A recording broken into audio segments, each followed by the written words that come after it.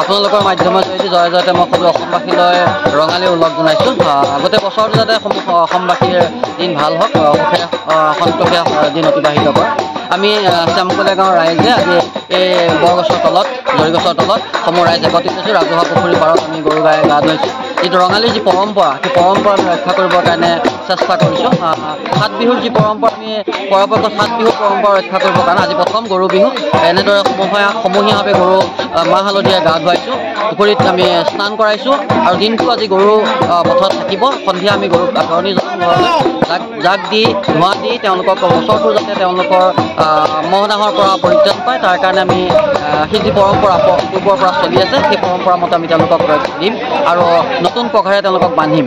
আৰু এই যি পৰম্পৰা আমি ৰক্ষা কৰিছোঁ, এই পৰম্পৰা যাতে অটুট থাকে, তাৰ কাৰণে আমি অনুজসকলক লগত লৈ আহিছোঁ, যাতে আমি জ্যেষ্ঠসকলৰ পৰা যি শিকিছোঁ সাত বিহুৰ যি পৰম্পৰা, সেই পৰম্পৰা তেওঁলোককো দেখুৱাইছোঁ, যাতে অনাগত দিনত তেওঁলোকে সেই সংস্কৃতিৰ সেই পৰম্পৰা ৰক্ষা কৰিব পাৰে।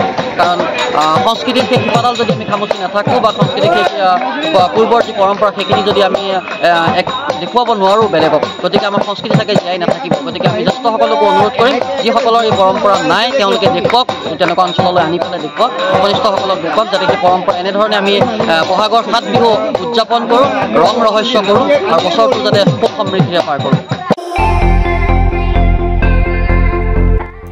আপুনিও ভুগিছে নেকি গেছৰ সমস্যাত?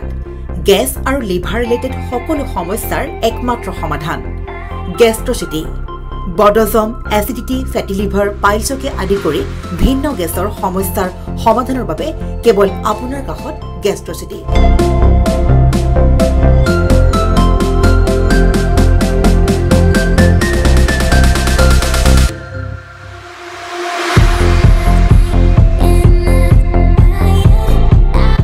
ভিজিট কৰক গেষ্ট্ৰচিটি, গুৱাহাটী, হাতীগাঁও চাৰিআলি। যোগাযোগ নম্বৰ 7577999909।